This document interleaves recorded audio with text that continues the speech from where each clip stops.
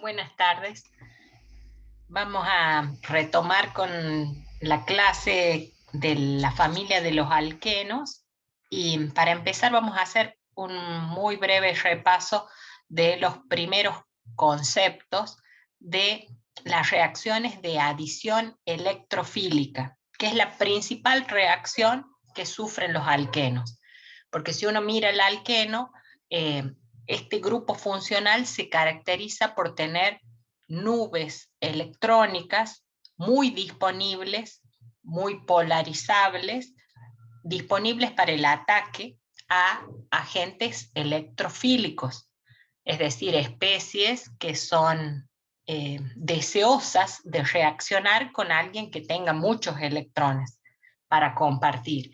Y esta sería la situación de un alqueno que se enfrenta a un electrófilo. El electrófilo ve el enlace pi, que es un enlace polarizable, que tiene nubes electrónicas por encima y por debajo del plano, y se siente muy atraído por esos electrones. Y se va a producir el ataque.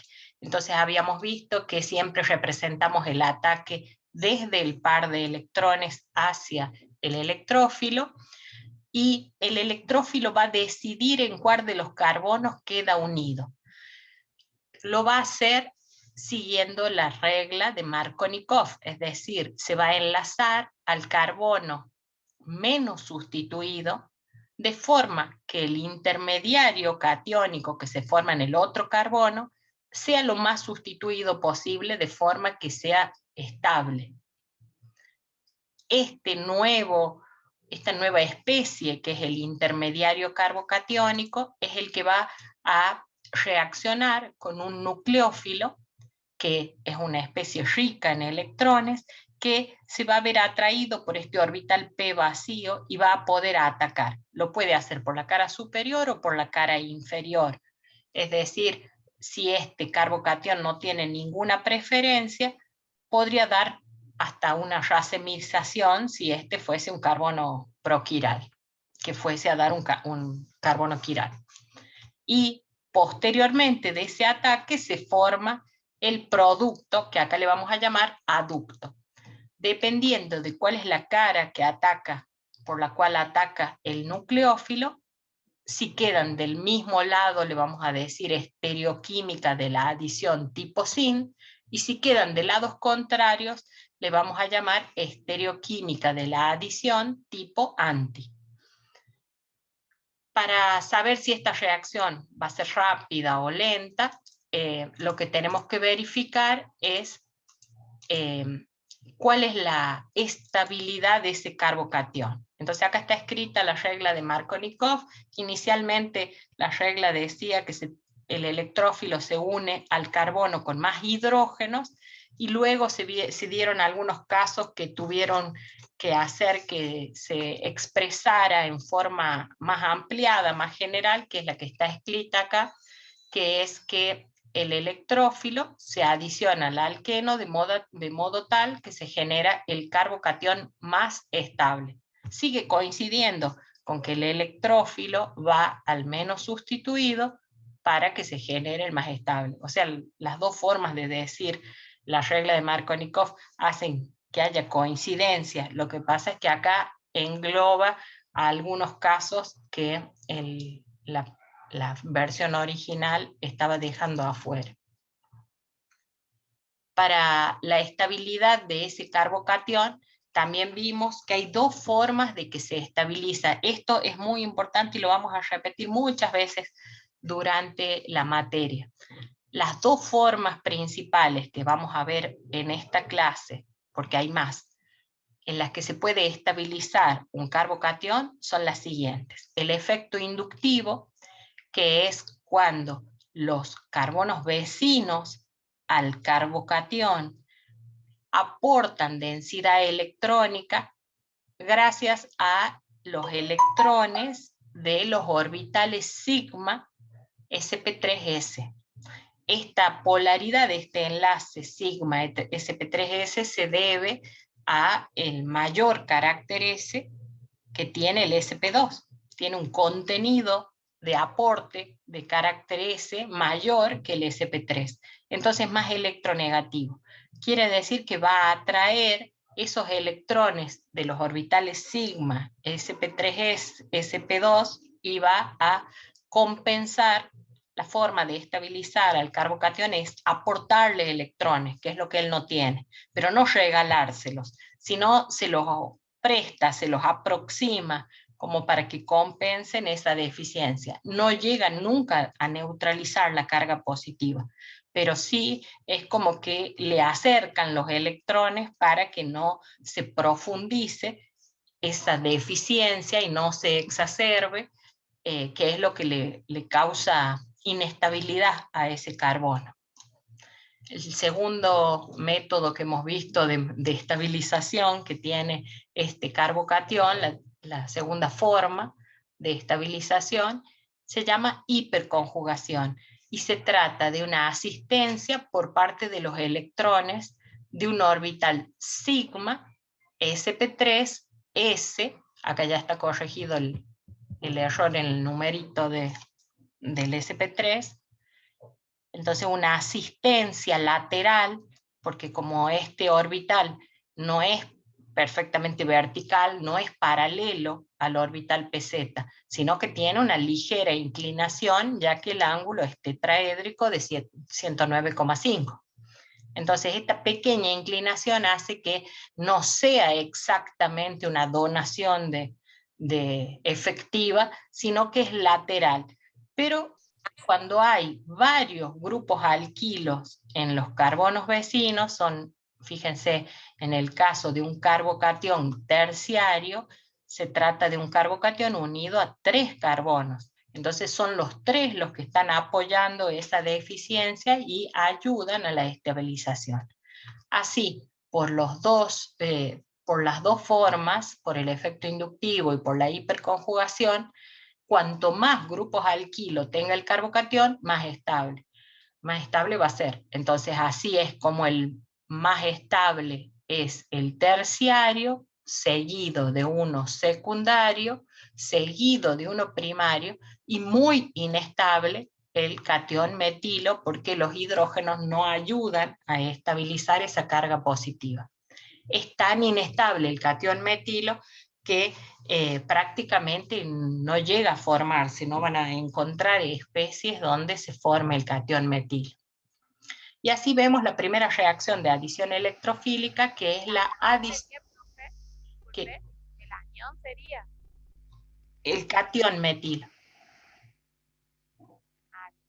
Ajá. Estamos hablando siempre de un carbono que tenga la carga positiva en el orbital PZ y tratan de estabilizar esa deficiencia en electrones. Entonces el catión metilo no llega a formarse. ¿Sí? No sé si respondí a tu pregunta, si entendí bien. Sí, gracias. Bueno. Entonces, pasamos a la siguiente.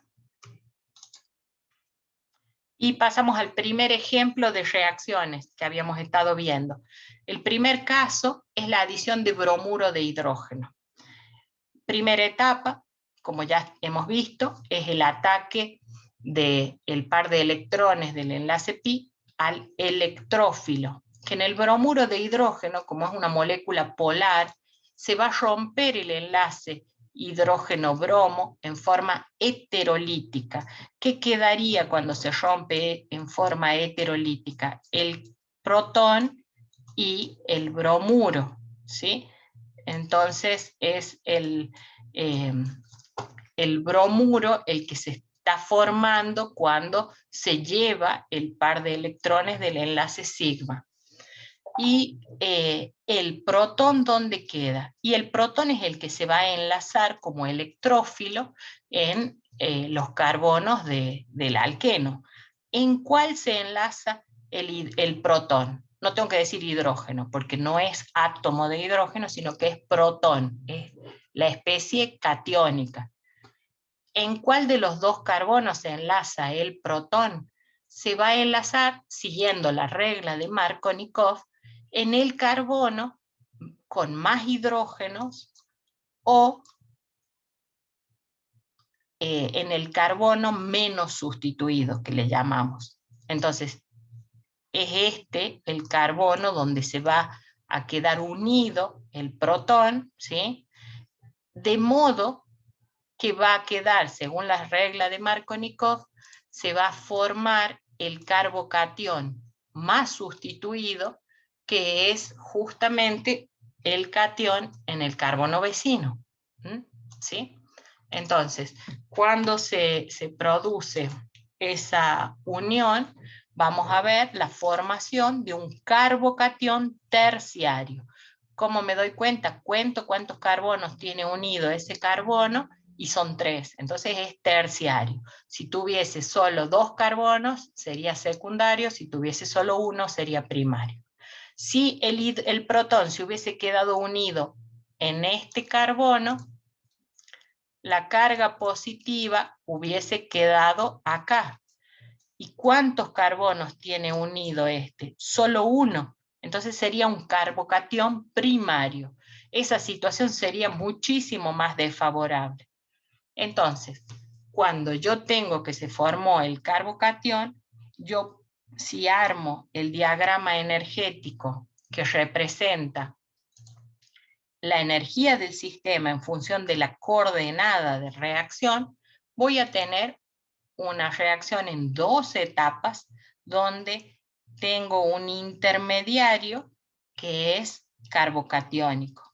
¿Sí? Esta reacción exotérmica, yo puedo ver que el nivel de energía de reactivos es mayor que el de productos, quiere decir que se libera energía al formarse el aducto, y que de estas 2 etapas, la etapa lenta es la primera, ¿sí? Porque es la que tiene la mayor energía de activación y va a ser la etapa lenta la que determina la velocidad, ¿sí?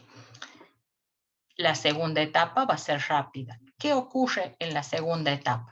En la segunda etapa tenemos que el bromuro, que va a actuar como especie rica en electrones, no me tengo que olvidar que cuando yo digo bromuro es la especie que tiene el octeto completo, 8 electrones a su alrededor tiene el anión bromuro. Entonces es muy rico en electrones y puede actuar como nucleófilo y atacar por la cara superior o inferior a ese carbocatión, ¿sí? De esta forma se formaría el producto que sería el bromuro de terbutilo, ¿sí? Este producto tengo que explicar siempre la regioquímica. La regioquímica siguió la regla de Markovnikov y la estereoquímica, es decir, cómo se dio el ataque de la segunda etapa, en la segunda etapa cuando ataca el bromuro, esa segunda etapa tiene una estereoquímica de racemización, ¿sí? Da 50% por una cara, 50% por la otra. Si el carbocatión hubiese sido el otro carbono, el primario, la barrera energética hubiese sido más alta porque tendría que haber llegado a formar ese carbocatión. Entonces acá yo ya tendría una reacción más lenta por va a tener que pasar por un intermediario más inestable, ¿sí? Entonces, por eso es que la reacción más rápida coincide con la formación del intermediario más estable.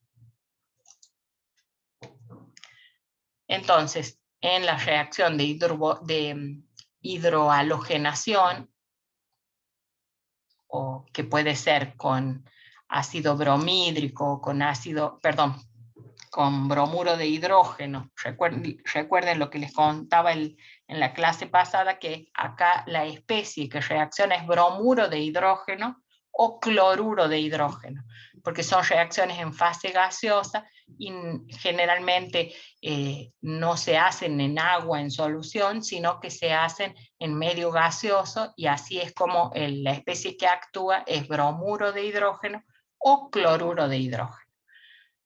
Por eso es que le llaman hidrohalogenación, sería hidrobromación o hidrocloración, dependiendo de si es cloro o bromo. En esta reacción que hemos visto, el intermediario es carbocatiónico, ¿sí? Y es el catión terbutilo, que es el esquema que está esquematizado acá abajo. Cuando se comenzó este estudio de las reacciones de alquenos, hubo coincidencia en la comunidad científica, les hablo de comienzos del siglo XIX, es como una reacción muy antigua, desde entonces que todo el mundo sabía cuál era el producto que se formaba.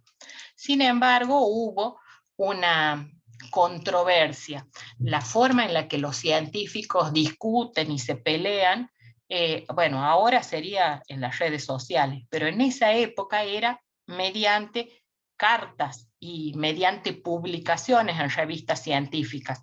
En la actualidad sigue siendo la forma en que los científicos damos a conocer nuestros resultados de investigación. Publicamos en revistas internacionales, científicas, por eso es que yo les insisto tanto que se amiguen con el inglés, porque todas nuestras publicaciones, aún seamos científicos argentinos del CONICET, tienen que ser en inglés. Las revistas por las cuales nos evalúan a nosotros para saber qué tipo, qué calidad de investigadores somos, son revistas que tenemos que publicar en editoriales internacionales, y aún siendo de Francia, de Alemania, siguen publicándose, de China o de donde sea, se publican en idioma inglés. Y la forma en la que uno discute es publicar un artículo con los descubrimientos y de esa forma da a conocer a la comunidad científica qué es lo que uno postula como hipótesis y si lo puede demostrar o no. Y cuando alguien no está de acuerdo, publica lo contrario, diciendo ahí la doctora Nazareno de Argentina en realidad tenía un error en su concepción o algo así, y de esa forma comienza la discusión y se repiten los experimentos para ver si son veraces los resultados y las conclusiones a las cuales se arriba. Cuando comenzó este estudio, hubo un grupo de científicos que dijo que en realidad no habían podido confirmar que el producto, bueno, acá están los modelos moleculares donde muestran la hidrohalogenación de alqueno y cuál es el producto que se forma, que es el bromuro de terbutilo. Y como les mencionaba, hubo un grupo de científicos que dijo que en realidad el bromo no se pegaba siguiendo la regla de Markovnikov, sino que ellos habían encontrado un producto anti-Markovnikov cuando estudiaron la adición de bromuro de hidrógeno. Al cabo de un tiempo, numerosos grupos de investigación de todo el mundo trataron de reproducir como para desempatar y ver quién tenía la razón, y encontraron que en realidad lo que había pasado con los que encontraban un producto anti-Markovnikov es que habían cambiado de mecanismo, tal vez por una impureza en el solvente o por algún tipo de irradiación con luz, habían logrado que el mecanismo, en lugar de tener un intermediario catiónico, tuviera un intermediario radicalario, y el producto obtenido tenía esa estructura propia de un producto de adición anti-Markovnikov. Se estudió y se describió cómo sería esta reacción, se la pudo reproducir, y de esa forma es como que quedaron de acuerdo que efectivamente para que el bromuro se una al carbono menos sustituido, la reacción tiene que ir por otro mecanismo. Y acá les explico cómo le llaman a la reacción de adición de bromuro de hidrógeno pero con efecto peróxido. El peróxido es un compuesto, así como el peróxido de hidrógeno o agua oxigenada, que es hidrógeno 2, oxígeno 2. Bueno, en química orgánica los peróxidos son muy usados como reactivos y también se forman sin que uno los pueda controlar en algunos procesos oxidativos. El peróxido tiene como característica fundamental un enlace entre los dos oxígenos que es muy débil. Este enlace solo con temperatura ya se rompe. A ver, la mayoría de los enlaces químicos tienen 100 kilocalorías por mol como energía de disociación de enlace. Y un enlace tipo peróxido tiene 50 kilocalorías por mol, es mucho más débil, es como la mitad de fuerte que un enlace químico normal.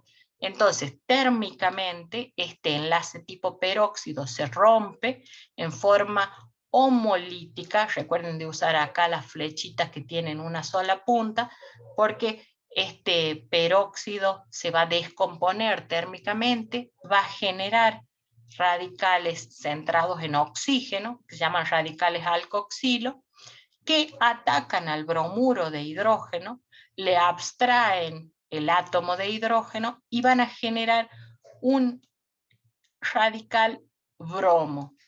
Ese radical bromo es el que va a atacar al doble enlace y va a atacar a uno de los carbonos del doble enlace, también con el mismo concepto de que cuando ataca al carbono, tiene que formar el intermediario más estable posible. Entonces el bromo ataca al carbono menos sustituido porque va a formar un radical más sustituido. Entonces este ataque es el que hace que el bromo quede enlazado en el menos sustituido, se forma un intermediario de tipo radicalario y este es el que va a continuar la cadena de propagación radicalaria abstrayendo un hidrógeno de el bromuro de hidrógeno para formar el producto que es anti-Markovnikov. ¿Por qué anti-Markovnikov? Y porque el bromo parece quedar al contrario de lo que sería en la reacción iónica en el carbono menos sustituido. Pero si yo me fijo la regla ampliada de Markovnikov, el bromo está atacando correctamente al carbono que tiene más hidrógenos de forma de que el intermediario sea lo más estable posible. El que no sabía que este mecanismo era radicalario, obviamente creía que era un mecanismo contrario a lo que habían visto anteriormente. Entonces, el bromuro de hidrógeno puede adicionarse por una reacción electrofílica, que es iónica, en el carbono más sustituido, y por un efecto peróxido, por un mecanismo radicalario, en el carbono menos sustituido. ¿Está bien? ¿Me siguen hasta ahí?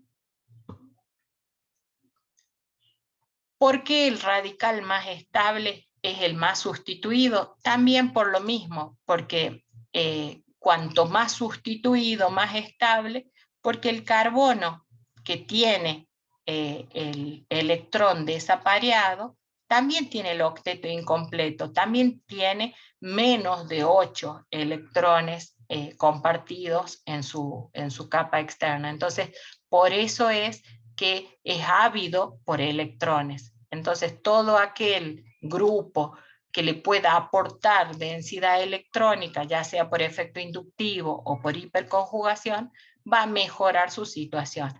Entonces, entre un radical terciario y un radical primario, es más estable el terciario, ¿sí? Y ya les activo para que me puedan hacer preguntas. No sé.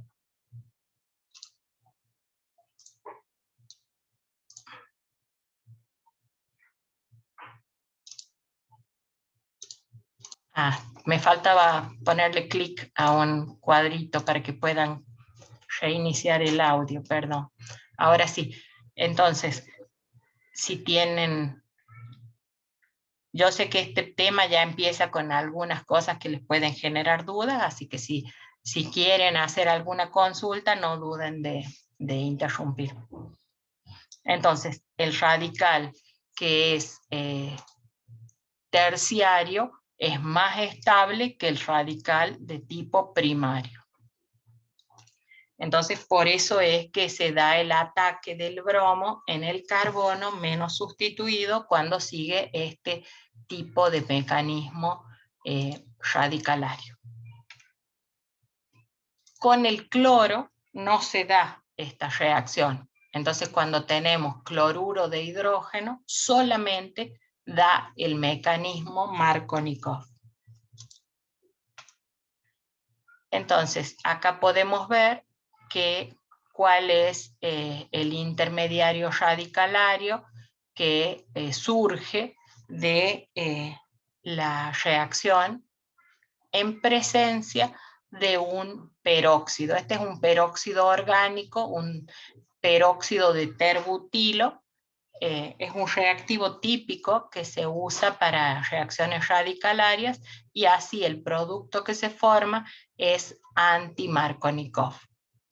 La clave está en que es una reacción que no es una típica adición electrofílica, es una adición radicalaria. Y acá tenemos cómo sería la molécula de peróxido de terbutilo, este sería el bromuro de hidrógeno, y vamos a ver cuál es el producto donde el bromo está en el carbono lo más sustituido posible, ¿sí? Y esa es la estructura orbital del intermediario, del radical que se forma, que es un radical terciario.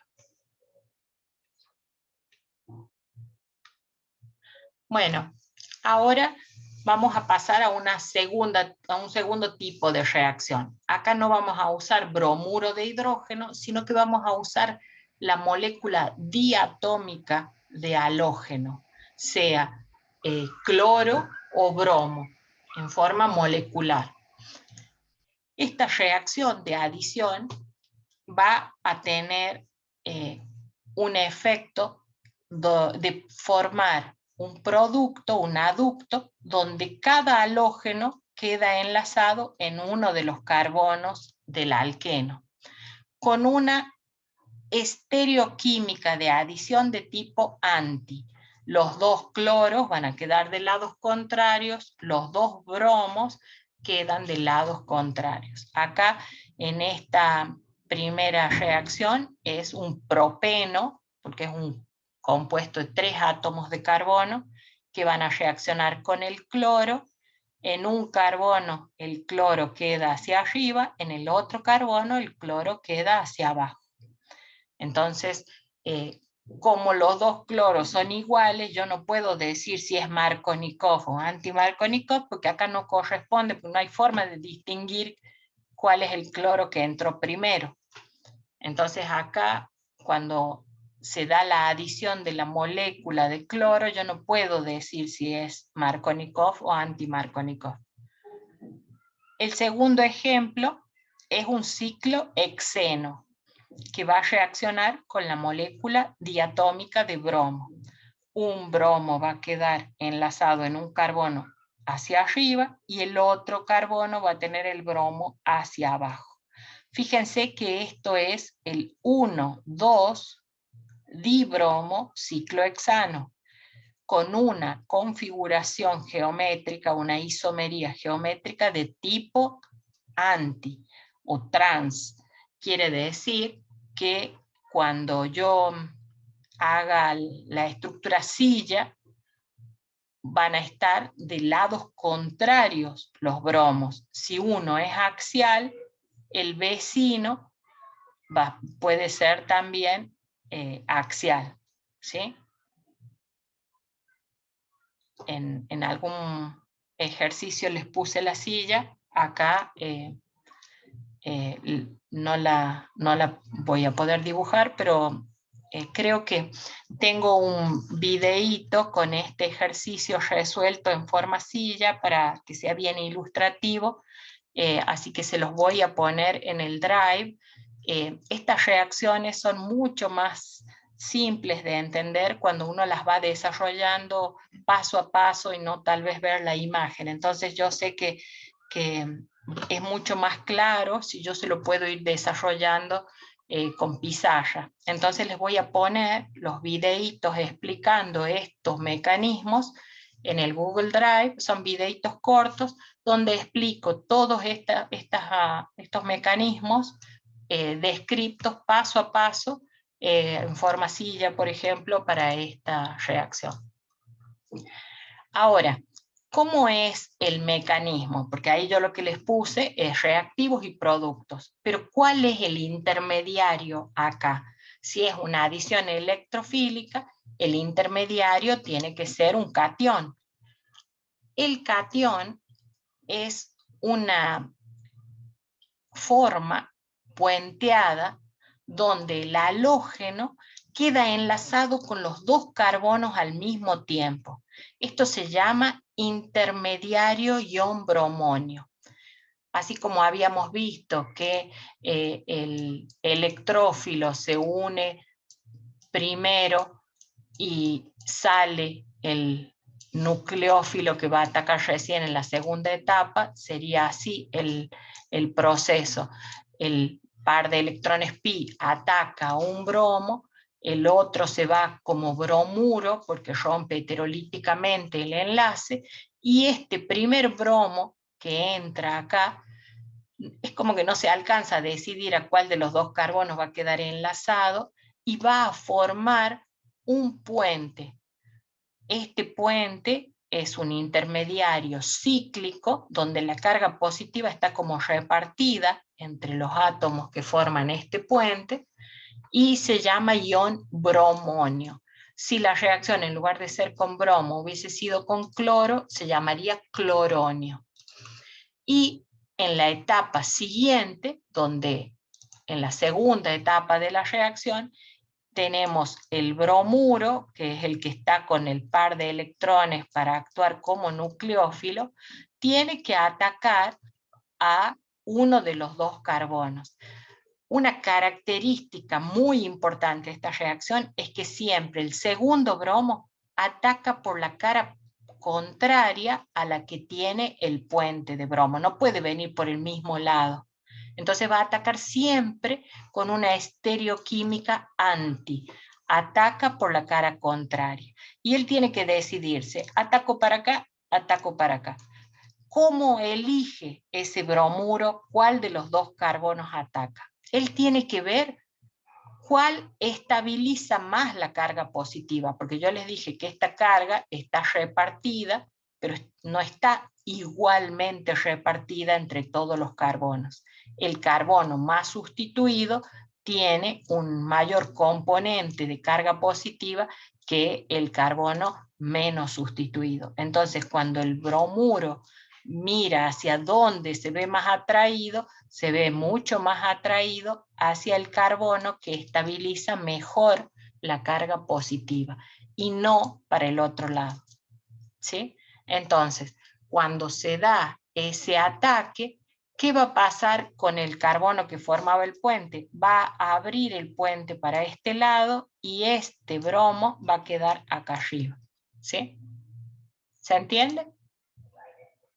Es como, imagínense como una ¿Cómo, película. profe, para dónde va a quedar el bromo? Este va a quedar para este lado, ¿sí? Acá quedaría. Y el que atacó va a quedar acá, ¿sí? Imagínense como bien. una película. Tenemos el alqueno, viene la molécula de bromo, uno de los bromos se ubica acá adentro, acá arriba, formando el triángulo, el otro se va, da la vuelta y ataca por la cara posterior. ¿En cuál? En el carbono más sustituido. ¿Sí? Entonces, esa sería la secuencia de esta reacción. El resultado es que los dos quedan enlazados, uno en el lado contrario que el otro. Por eso es que le vamos a decir adición anti, ¿sí? Si yo me fijo, estos dos bromos están como, si yo lo miro desde acá, con el ojito para ver la proyección maldita de Newman, que a ustedes no les gusta, vamos a ver que este carbono de adelante tiene el bromo hacia arriba, acá está el bromo, ¿y qué tiene hacia abajo? Para acá y para acá. Estos dos hidrógenos, ¿sí? Entonces los hidrógenos están acá. ¿Y qué tiene el carbono de atrás? Tiene un metilo para acá y otro metilo para acá. ¿Y qué quedó hacia abajo? El otro bromo. Fíjense que esto es lo que ustedes conocen como la conformación de tipo anti. Entonces tienen que acordarse que esta adición es de tipo anti porque va a conducir a este tipo de productos donde tienen una separación con un ángulo diedro de 180 grados. ¿Sí? Para ver mejor ¿cómo? Eso ayuda bastante. No, sí entendí, profe. Ah, bien, Ahora bien. sí. Para algunas cosas Newman realmente muestra justamente por dónde se da la disposición anti y es más fácil de ver incluso.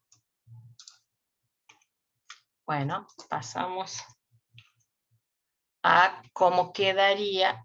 Fíjense, este sería usando modelos moleculares que tienen que ver con los radios atómicos del bromo y del carbono, donde la dimensión de la pelotita que usa el modelo molecular es proporcional a los radios atómicos, se ve que el bromo alcanza casi a enlazarse con los dos carbonos al mismo tiempo, y luego viene el otro bromo y abre para dar el producto anti.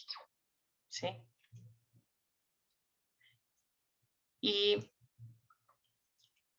ahora una alternativa a esta reacción. Normalmente la reacción de bromo para adicionarse al doble enlace se hace en un solvente que no compita como nucleófilo con el bromuro que se forma en la primera etapa. Se hace, por ejemplo, en tetracloruro de carbono, que es un típico solvente orgánico.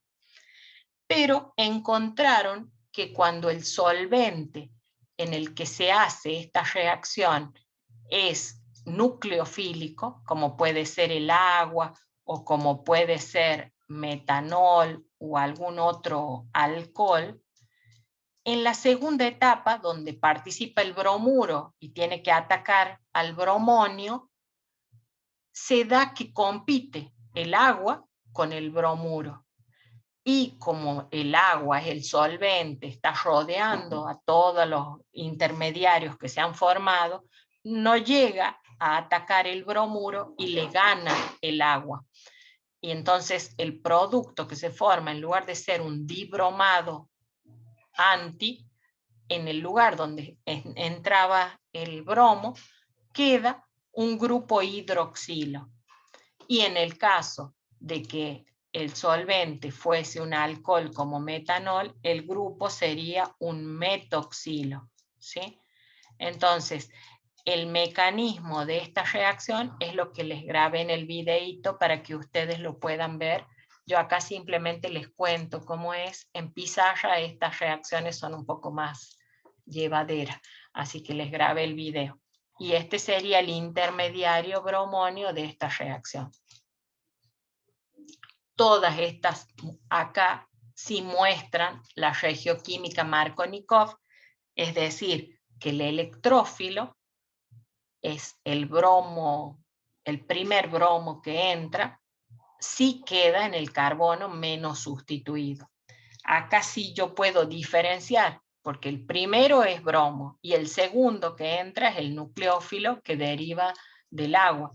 Entonces, en este caso, el nucleófilo entraría en el más sustituido. En este ejemplo, yo no llego a ver cuál es el más sustituido y el menos sustituido. Imaginemos que este ciclohexano ciclohexeno tenía un grupo metilo en esta posición. Entonces, perdón, no lo voy a poner en esta posición.